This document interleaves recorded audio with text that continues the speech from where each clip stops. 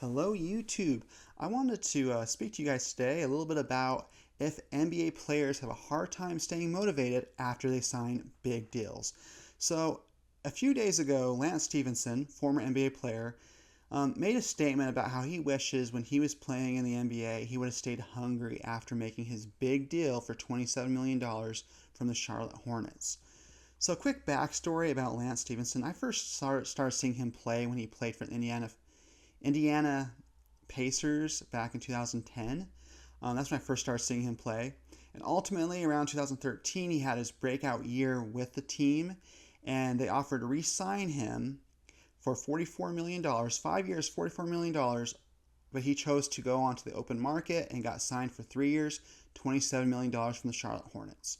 So ultimately, in his article, he talks about how he wishes he would have stayed hungry after getting that contract. So I just kind of want to break this down a little bit for you. So when Lance Stephenson first came into the league, he was a very average player. And then in his breakout season, where they wanted to nominate him for being one of the most improved players in the NBA, that was when he ultimately was showing what his potential was. He was showing his potential to his team. And at that point in time, the Indiana Pacers were making the playoffs. There's other great players around him, like a Paul George, who was doing very well. And so for him, it was very easy for him to follow in their footsteps, kind of go with them on a good team and try to maximize his potential. And so ultimately he did. After the season, the Indiana Pacers gave him a big contract offer for $44 million dollars. And he wanted to make more. So he chose to go onto the open market. So for Lance Stephenson, it wasn't necessarily him staying hungry. It was him regretting his decision and him not having enough talent to continue to amplify his skills in the NBA. So there's a lot of players who come into the NBA, and nowadays they usually come in at around 19. They have their rookie contract. And they're really just playing to get their second contract or their rookie extension and get paid even more. So that's like the biggest focus as you go into the NBA, you try to just play out your rookie contract and then get re-signed for even more money. And for Lance Stephenson, that was kind of his goal. Was he was just coming into the league, he was very average, and then in his contract year, he really amplified himself. And due to circumstances around him, he was playing a lot better and really increased his value to his team. But ultimately, he wanted more. So it's not necessarily a lack of being hungry, it's a lack of skill and competitiveness. And being in a situation where you can't only just keep improving, but you can continue to always have your value at the highest you can possibly have it. So ultimately, Lance Stephenson, he went off to the Charlotte Hornets, didn't have a great career, ended up getting traded, and ultimately played for 7 more teams in 10 years.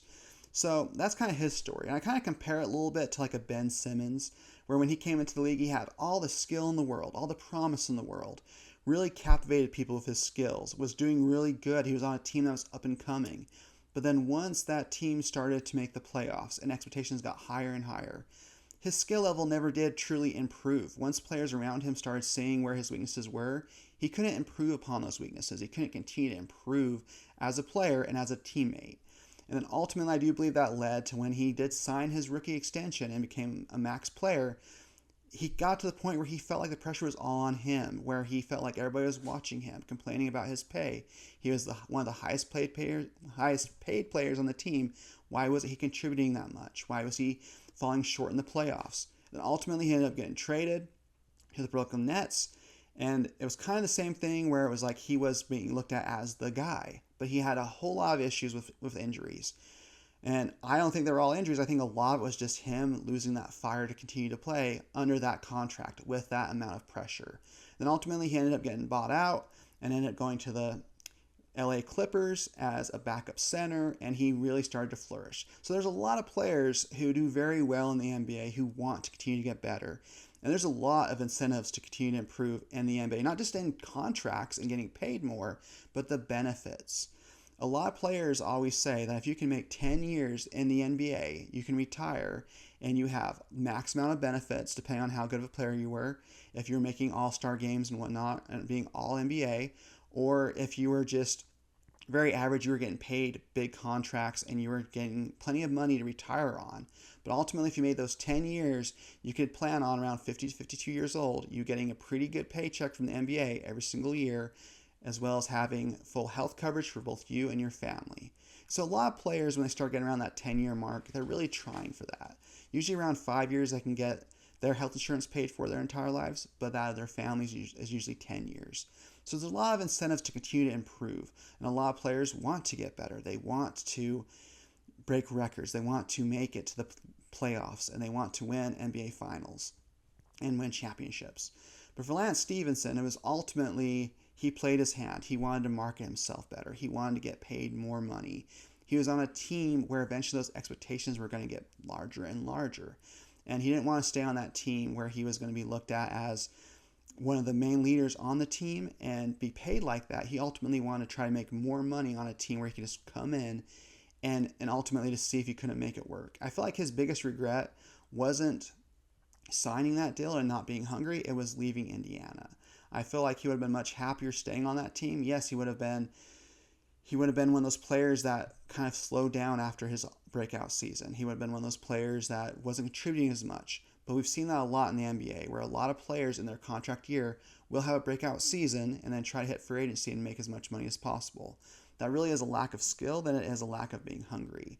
It is realizing that you have your limitations and you can't improve upon them. You're not that good of a player, but you want to try to market yourself as such and then be able to stay in the NBA as long as you can. Like Lance Stephenson, he played for 10 seasons. He got to that lucky number, but he did get traded a lot. He did go to all these different teams, and ultimately he never really did find his footing. I feel like for a lot of players, when they come into the league and they're the focal point on a really bad team, they're getting plenty of playing time, plenty of shots, and then ultimately the team kind of builds around you.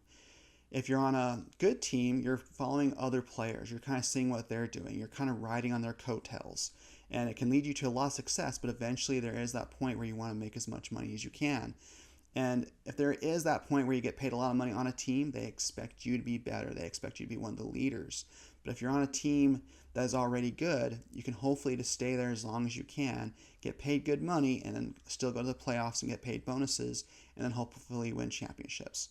So I feel like that's the main motive for a lot of NBA players, is that constant improvement, getting better.